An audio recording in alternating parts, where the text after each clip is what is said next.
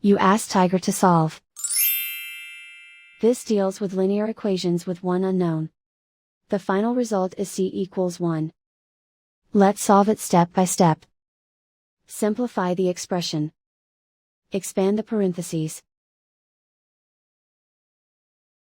Multiply the coefficients. Simplify the arithmetic. Group all c terms on the left side of the equation. Subtract 3c from both sides. Group like terms. Simplify the arithmetic. Group like terms. Simplify the arithmetic.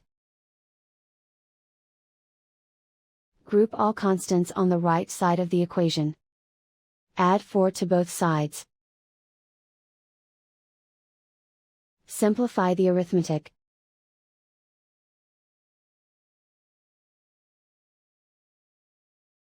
Isolate the c.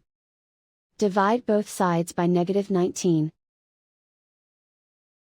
Cancel out the negatives. Simplify the fraction.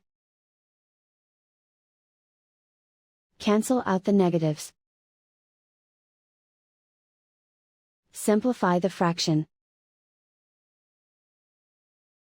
And so the final result is c equals 1.